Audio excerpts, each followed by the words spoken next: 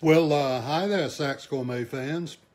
This is Steve Goodson, and once again, I am speaking to you from the Command and Control Bunker here at Sax Gourmet World Headquarters, located in Sector R of the Garden District of Old New Orleans. And tonight, I'm going to talk to you guys about something that's very, very important. The reason it's important because it's going to help you make some money. Now, if your goal in life is to play at blues jams and open mic nights and such as that, then you might want to skip this program because I'm only going to be addressing people who actually want to make a living, or at least, I'm going to say make a living. I know there's some part-timers out there, and I know there's some of you that can't give up your day job, but we're going to talk about how to be successful at this music business. And throughout this conversation tonight, I want you to keep in mind that they call it the music business for a reason. Did you hear me? The music business for a reason. All right. Now, the biggest mistake that I see my students make and my friends and such that's in this business is they forget that in today's times, you have to have, if you're either a solo musician, just doing freelance gigs or whatever, or you have a band, you got to have a good website. Now, I didn't say a Facebook site. You got to have that too. We're going to talk about that in a minute. But you got to have a good website because that is your central base of operation. Kelly Carl. Listen, half of what I'm going to say tonight, I learned from Kelly Carl when we were playing together because she's one of the smartest women I know and one of the most talented. But at any rate, listen, here's something you need to understand before we go any further. The place you don't want to cheap out is on high quality promotional pictures. Did you hear me? High quality. Now that doesn't mean that if your guitar player's girlfriend owns a camera that she's the one to take the pictures of the band, because that's not it. It's just like anything else. When we set up in ULLC or we have our taxes done and all that, we hire a professional, and you ought to do the same. You need to hire the best professional photographer you can afford to take some good quality images. Because, really, statistics show that the human brain processes images about 60,000 times faster than text. And I'm going to tell you something else. That picture you ought to take one look at the picture of your band or of you and immediately recognize what kind of music you play and, just everything there is to know about you, and it ought to all be present in that one picture. Did you hear me? Because that's the truth. If you've learned nothing else from me tonight, listen ye to that. Now, with the technology boom that we've seen in the last 20-something years, I'm not going to say you can promote your band or your musical career for free, but you can almost do it for free because the internet is essentially free. Now, here's something else that you need to understand. You need to understand that before you go setting up your website or getting your business cards printed, having your picture made, or any of that, that you need to figure out who is your audience. And it's not that everybody is your audience, because this is the age of the specialist, and that applies to the music industry today, of course. And so you need to have a very good idea of who your target market is and address all your marketing efforts to them. That's so important. Now, here's something else you need to understand very clearly. The world is not anxious to hear your music, nor are they anxious to further your personal music career. They don't owe you a damn thing. It's up to you to make them want to pay money to see you play or to buy your music. And don't think it's any other way, because it's not. Consumers have more entertainment choices today than they've ever had at any time in history. And remember that those guys down at HBO spend millions of dollars every day to get people to stay at home and watch TV instead of going out to the club and seeing your little band. So pay close attention to that, really.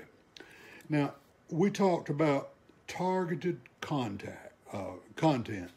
We want to know who is likely to be a buyer for our band or our music. And so understand that you've got to provide some background information. In other words, you've got to give them a reason to come to your website and hear your music. And it's not because they want to hear your music, because they don't know who you are. So how can we get them to come to our music? And that's because, or the way to do this is to share things that they're going to be interested in. And once again, target your market, but figure out what that market wants to see. Now, let's say I'm going to use an example here. If I were to get back into the playing business, which I'm not because I'm retired from the playing business, but if I were going to do that, I think it would appeal to me to have a band that played Memphis-style rhythm and blues with a 4-piece horn section and such as that. And so what should I do first? Well, I should look around and see who else in my market is playing 4-horn section type rhythm and blues. And if I don't know them already, then I ought to make it my business to go over and get to know them. Go to a club where they're appearing, and dress right, by the way. Be sure and dress like a rock star when you go to that club. But go to a club where they're appearing and stick out your hand and tell them how glad you are to meet them, and look for some areas of mutual benefit, because that's what makes the world go round. And maybe on your website, you might want to have a calendar of bands that are playing in that format for fans of that kind of format there, and you can be kind of a central clearinghouse. And you know what? That will, number one, draw customers to your website, but number two, those other bands are going to appreciate it. And you know what they're going to do? They're going to start mentioning you on their website, and maybe they're a little more established than you. And maybe that's a good thing. Now, on our website, now we got to have a good image, photograph that tells the whole story. But another thing we have to do is we have to have, since we're in the music business, we're going to have to provide some music. Now, don't be a knucklehead and have some sample MP3 downloads, because that's a dumbass thing to do. Listen, you can stream music. There's all kind of services that'll do that. SoundCloud, Spotify, and a bunch of those guys. You can stream music right there to your website, because let me tell you something. On my website, once I get you there, I don't want you to leave. And you ought to treat your website the same way. Now, it's very important to understand while we're trying to develop these websites and develop an audience for the website, and a reason for those people to keep coming back, is that we have to have a consistent, centralized message for all your online activity. When you got a new tune that you've written, and put it up there. When you're going to be playing down here at Harry's Bar and Grill, you put it up there. When you're going to be appearing with that good-looking hypnotist from Las Vegas, Miss Kelly Carl, you put that up there.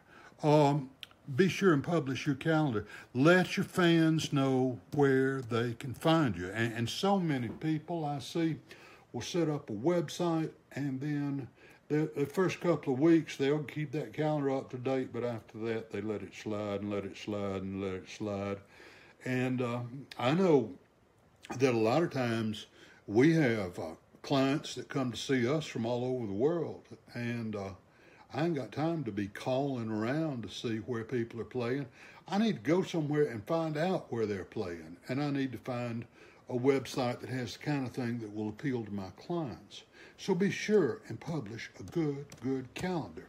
Now, don't get so wrapped up in yourself unless you're famous and have made significant contribution to the musical industry to think you got to have an 8-page bio, because you don't. Because very honestly, nobody gives a damn. They just want to know whether you can play the guitar or not. They're not interested in that. Now, a couple of things you do need to have on your website is you need to have a press kit with all the clippings and all that stuff that the media is going to want. And it's got to be right there where they can download it. Another couple of things that I would recommend if you're a cover band, and I know this has worked real successfully for me in the past, is publish on your website a song list. If you're strictly an original material band, ain't nobody ever heard of your song, so you might not want to do that. But Eric Satterley, now there is a great guy. I love you, Eric Satterley, and thanks for all the help you give me. But at any rate, I want to tell you that you need to understand that people need to know what's out there and what's available. Be sure that your website is interesting. And if you'll go back and look at some of my websites, here's a couple things I've done. I've on my saxgourmet.com website, I got a whole section of musician humor, jokes, only for musicians.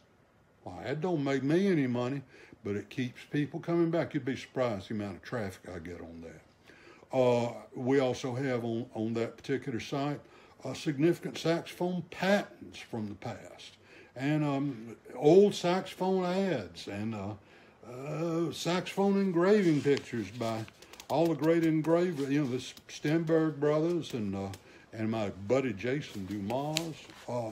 So you got to have something to draw them there, and then get them hooked in on your music. Now, 90% of the bands that have a website make this what I consider a fatal error, because it really turns me off when I see it. Every one of them says the same damn thing. They always say that they're very different from the other bands, and they're better because they're hardworking. Well, how are you different? And how much hard work do you do? Well, see, kind of open-ended question. So don't use those cliches. Those of us who've been in this industry for a while tired of hearing them. So you think of something unique that describes what you do and how you are different. Now, here's what you got to remember. We live in what I call the microwave economy these days. In other words, everything got to be quick. So if I'm going to make you what I'm going to call a pitch off my website for you to like my band and come see me down at Charlie Brown's Lounge next Thursday night, then I have to be able to do what I would say is the 2-paragraph pitch, and I mean short paragraphs. And if you can't sum up what you do and how you are different and how you are better in 2 paragraphs, you've already lost. Because one thing about the internet, my son has a term that he uses all the time is, oh, Eric, you like the mustache? Thank you. But at any rate, my son has a term he uses about the internet. He talks about there's all this noise out there that you have to overcome if you want to get your message across. And I think that's very, very true. John Connor, man, I used to play with that guy back when we was in Auburn longer ago than I want to admit. He's a great player too. Great player. You still got that Super 20, John? And Donna. Hi, Donna. So anyway, do your homework. Find out who the group is you want to reach, and what would you do? Now, I'm going to go back to my example of, I want to have a four-horn Memphis Rhythm and Blues band, and one of the things that I'm going to figure on that, by the way, I've already done this before, so I've already kind of got the research done, is I found out that most of the people who really liked Otis Redding, and don't you say nothing bad about Otis Redding to me, Sam and Dave, and Rufus Thomas, and Booker T and the MGs, and Wilson Pickett, and all that good stuff, they're my age.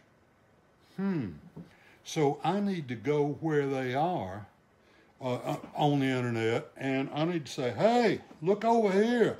Here's something you might like. Here's something that might make you want to get up off your butt, leave HBO, and come out to this bar and drink liquor and dance. Really, you got to do exactly that. Now, keep your pitch to those people short.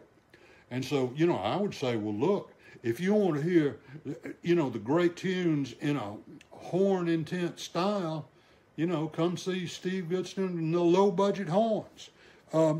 Be sure that it's short. You got to have a very, very concise pitch, and you're only going to get one shot. Because if you do a bad job of it, they don't pay any attention to it.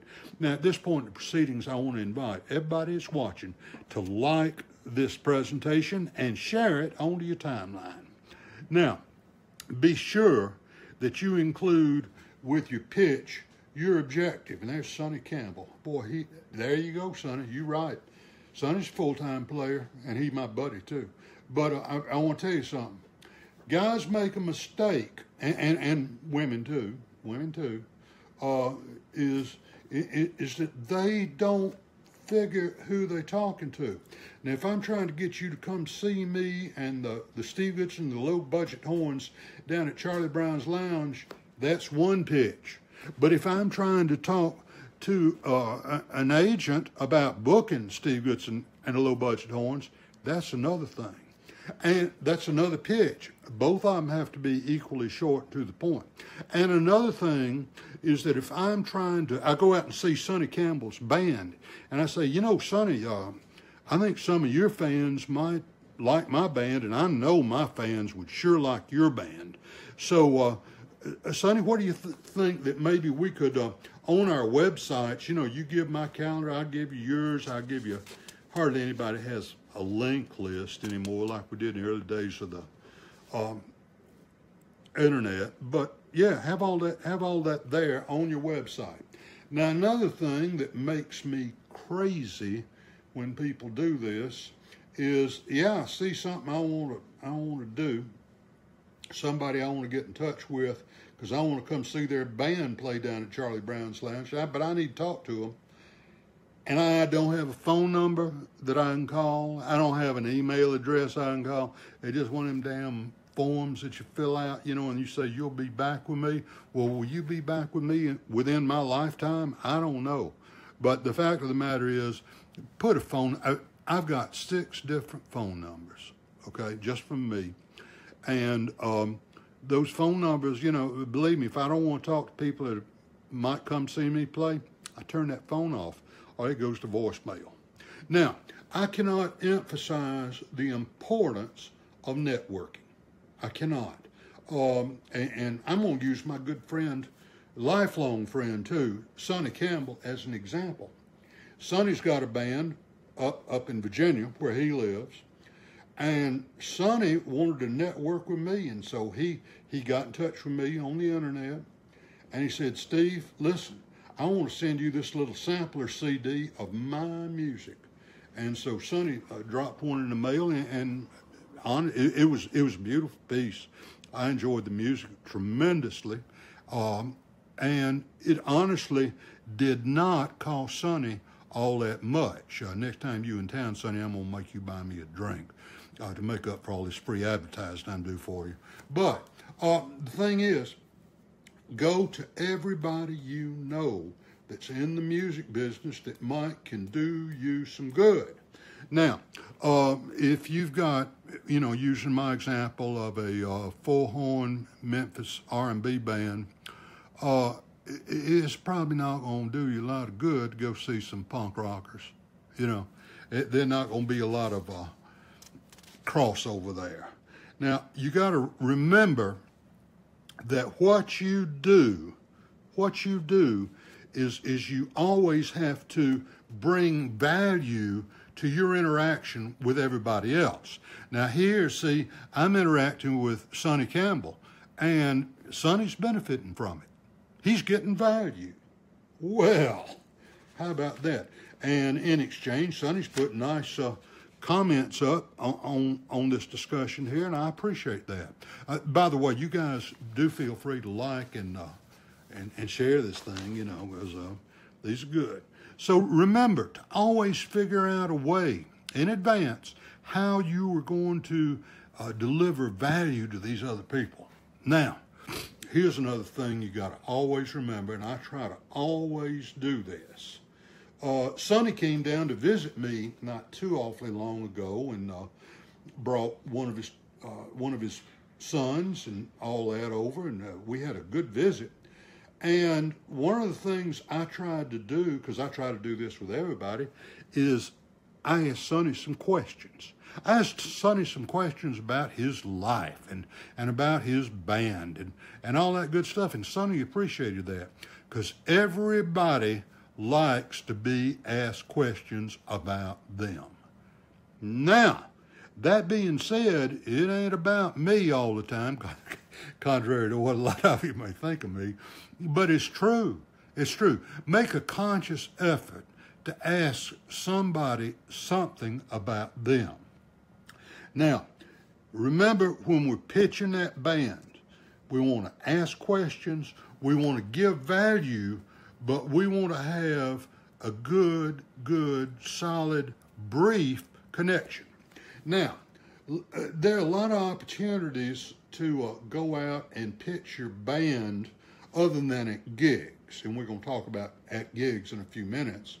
But one of the things I've encouraged some of my students to do, and they've done it with an astounding amount of success, is go out and meet some convention planners. There are people who, for a living, their job is to put on conventions. The American Association of Solid Waste Engineers come to New Orleans. They're going to hire somebody who knows the local territory to arrange things for them. Well, hell, join their trade association and go to their meetings and get to know them and give them some value. Now, understand this.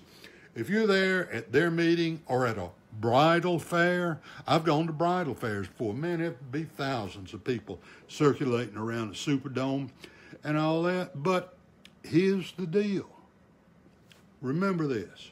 If at that bridal fair or at the convention planners meeting or anywhere else like that I am, if I can make one solid contact, that contact's going to bring me a whole lot of work.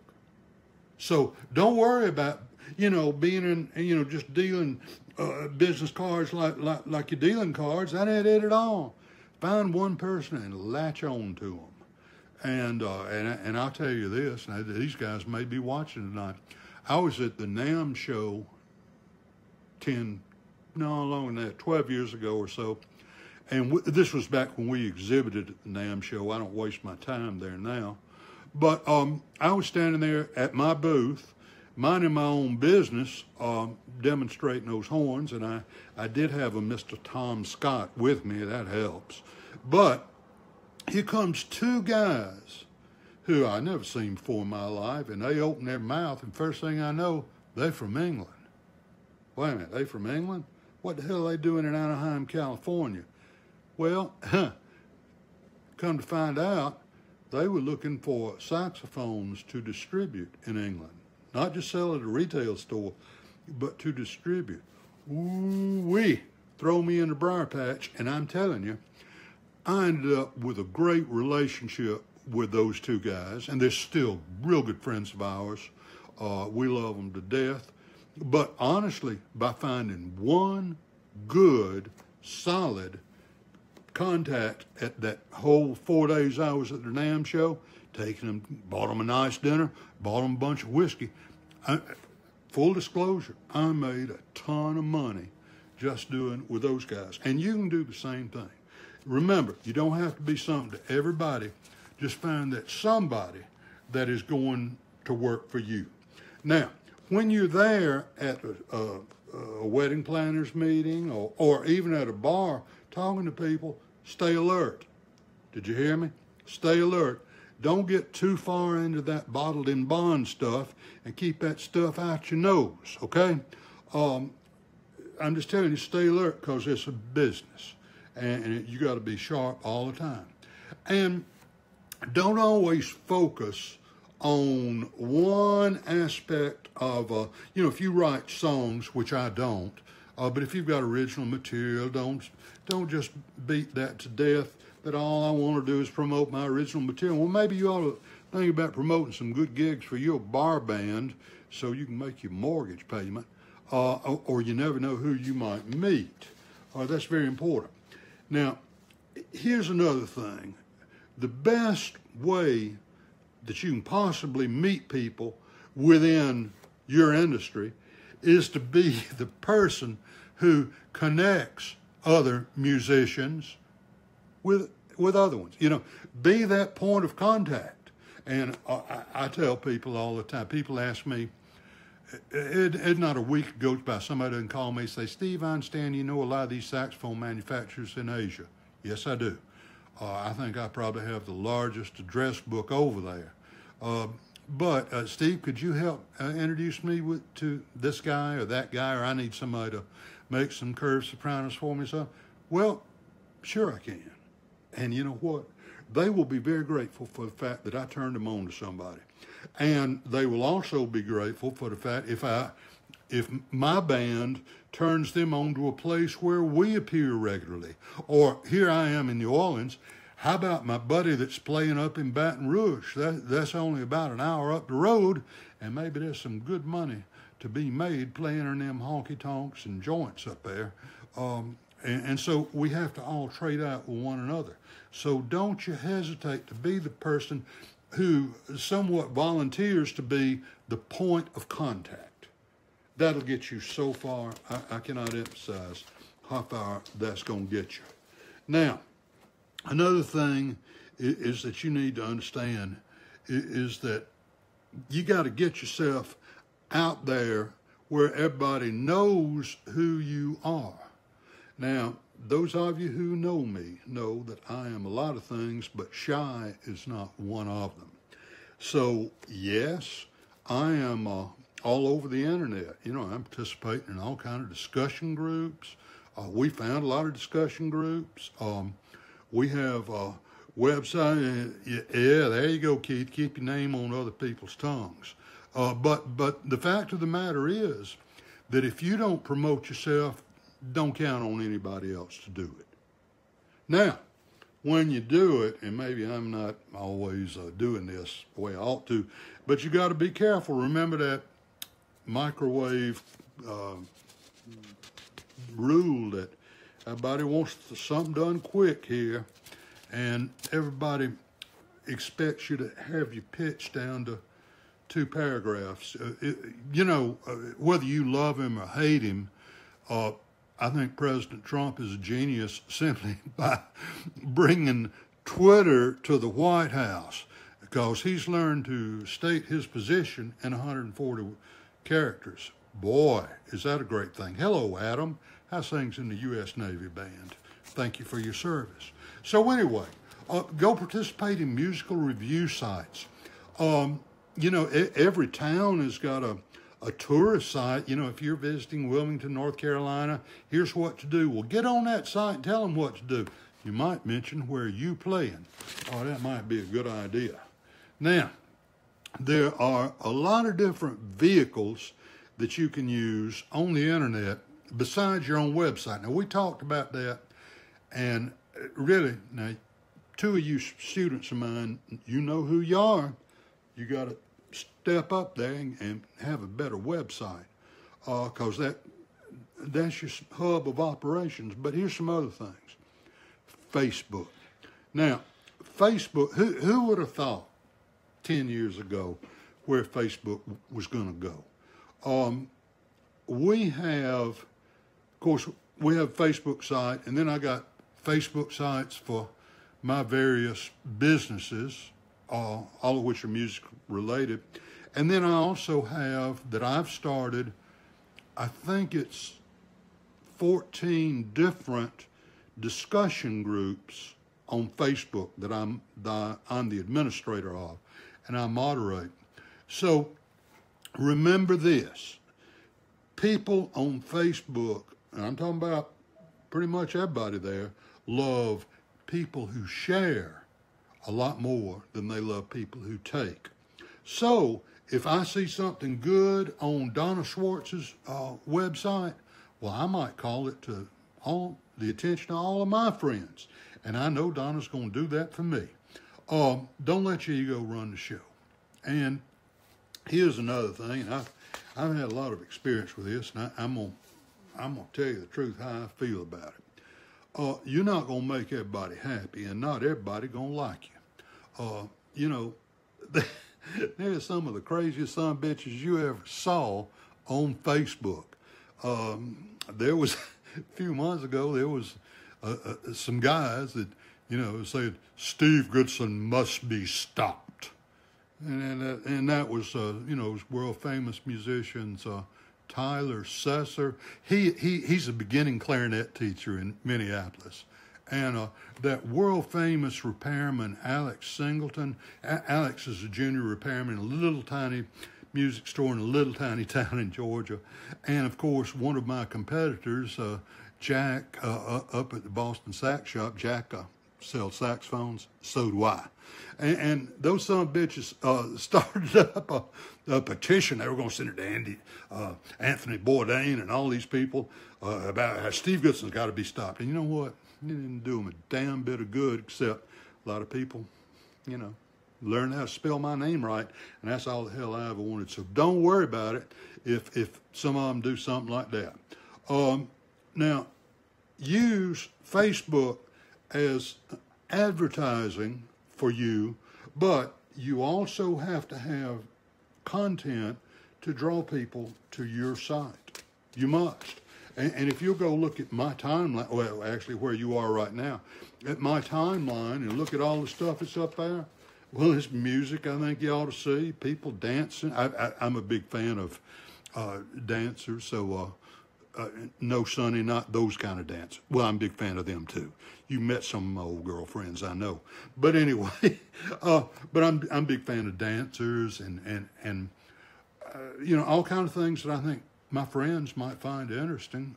We put up there. My timeline is far from being all about me. Now, Twitter, I don't know how many friends I have on Twitter. It's a lot, but I'm probably not using that to the extent that I should. But I think it's a good thing, but I don't think it's as effective as YouTube. Now, we have about 175 different product demonstration videos on YouTube. And how much did it cost me? Nothing. Didn't cost me a dime. And I can embed them into my Facebook timeline. I can put them on my web page. If somebody asks me about a certain model mouthpiece, I can email them a link to a video. And boy, it didn't cost me anything. Now, there's some other tools that I don't use because I don't write songs. And it's SoundCloud, Spotify, such as that. Now, I don't have a lot of experience with them, so I'm not going to really say a lot other than Some buddies of mine are mighty big on Reverb Nation, and they say that's like the Swiss Army knife of music sites, because, man, they'll give you a swanky profile, or, you know, a section to list your upcoming gigs and all that, and that sounds like something we all ought to do, because you just can't keep that propaganda machine going too much. There's some other sites I don't know anything about, Django and all that. I do have a number of my students and buddies that use CD Baby, and they all love them. And they say that those people do a good job of keeping up with your royalties and your sales, and getting your product out there where it needs to be. Now, some super talented musicians never get out of the starting block, and they never seem to get any exposure. Why? Well, one of the most common excuses is they're lazy. Nobody ever told them that you have to get up every morning, and this is something I do. Now, you don't have to run your life like this, but what I do is I get up, and from about 7 a.m. on, I kind of have a schedule of what I'm going to be doing. From 7 till about 9, I'm going to be having my coffee and answering the overnight email and seeing what orders were and all that. But that's what I do. Don't you call me and say, well, listen, I want to take you out here and all that and show you that. I don't know. I'm working then. And we divide the rest of our day up like that. And just like if you're a professional musician, you have to set aside a specific time every day to practice. Did you hear me? All you students might hear me. Every day, certain hours, that's practice time. Then you got to set aside a certain amount of time for promoting your band or your musical career, or selling your saxophones or your mouthpieces and your necks and all that. Music marketing is all about raising awareness, because music is a luxury good. Even though all of us think we got to have music in our life, the reality is you really don't. People can do without it, and there are plenty of substitutions available. So it's not hard to market, but you have to understand that your goal is to raise awareness of you. That's your goal. Because right now, Bob Dobbs may have a new CD with some new tunes, but doesn't anybody know it? And I'm not going to get out there and listen to Bob and his amino acid band unless somebody makes me aware of Bob Dobbs. And that awareness can come from a lot of different, different sources. So remember that being talented and letting people know about you're talented are two entirely different things. And don't ever think that if you build a website or you write some great songs or whatever, that they're going to come to you, because I've been doing this for about 54 years, and I'm telling you, they won't. You got to bring them in. Remember that you got to show people that your music exists, and you're convincing people to give it a try. And you got to convince them to try your music over mine. So pay attention to that. Now, things will start to take off for you when you really get your interaction with your fans, with agents, with all those convention planners and all that, to be a two-way street. And by that, I mean, you've got to give them some benefit, and they got to give you some benefit. And if both parties aren't benefiting, what the hell are we doing this for? And something I often see is fans are relying on, say Bob Dobbs's timeline on Facebook, and they'll write something, Bob, I saw you down at Charlie Brown's Lounge, man, it was great, and I can't live without you, and I want you to meet my girlfriend here. But unless Bob responds, then they're going to take offense. So if somebody reaches out to you, you be sure and reach right back and thank them for it. Be sure and thank them for it. Now, here's something else. I used to play in a band in Birmingham, and I'm not going to call the name of this band because some of my very dear friends, like Eddie Botsford, one of the greatest guitar players I ever heard, and Billy Narrow, a killing drummer, were in that band with me. We used to, it was a good band. It really was. And we had good guys in the band, with the possible exception of me. But at any rate, I came up with the idea that the band, and this is back in the 80s, ought to have a newsletter. And fortunately, I had some resources available to us through my day job to make it a lot easier to do. So we would accumulate addresses, and then we had stick-on labels, and once a month, everybody would get a newsletter and tell them where we're going to be playing, and we'd make up news, and, I'd talk about what stripper I was going out with now, and all that stuff. And it cost money. And who ended up sticking all them labels on there and licking all them stamps, even buying the damn stamps, and all that, and running them all off and all that? It was me. Now, no hard feelings, guys, but look around at the band and try to delegate some of this stuff to other people, okay? Get other people involved. Getting people involved does not mean just the members of the band and the crew and their wives and girlfriends and all those strippers down at Sammy's Go-Go Lounge. You need to get, if you've got somebody booking your jobs, get them involved. Every time you're doing something, you need to be on the phone telling them what you're doing, where you're playing, and all that, and ask them, you got anything for me in the third week in April? Because I'm off that week. It ain't going to happen unless you ask them. So you be sure and do that. Remember that nobody going to help you unless you ask them. And that's the truth of the matter, that people just,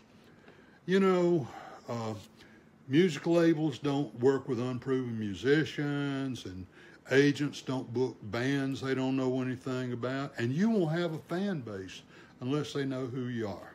So nobody gonna help you get started, but once you get them started, it's up to you to keep the momentum going. Now, once you start gigging with your band, understand that is the greatest time to make contact and build relationships with new fans. Because when you can come off the stage, even if it's break time and all that, before you go back to the dressing room, go out there in front of the band and shake hands with some of those people and those girls that were up there dancing and all that, and people having a good time, and ask them if there's anything they'd like to hear. Interact with them. And tell them, you might want to buy one of my CDs, because live gigs about the only place you can sell CDs these days. Or you might want one of our T-shirts, or, and be sure that you sign up for our mailing list.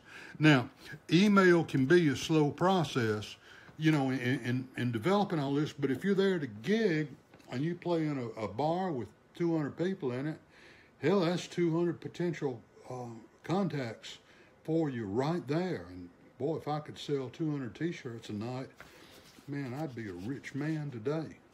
So, really, in conclusion, you got to plan this. Like anything else in life, it works a lot better if you plan. And don't expect anybody to do it for you, and don't expect it to be easy. But I'll tell you, and people who have known me for a long time will tell you that Steve's always been able to make a pretty good living as a saxophone player. And, Sonny's right, man. When you tour, you always got to have merch. You better believe I got merch. You better believe I got merch. But Nobody gonna do it for you. It's not hard, but you got to sit down and write it down. Right, make a plan. Make a plan. So, thank you very much for all of you watching. I've enjoyed talking to you once again tonight. Remember that, anytime I can help you, you can call me. My phone number's on my Nation of Music site. Call me during business hours, please. I'm glad to answer any questions. So, thank you very much. Everybody, remember, practice long tones every day. And remember, keep your reed wet. Goodbye for now.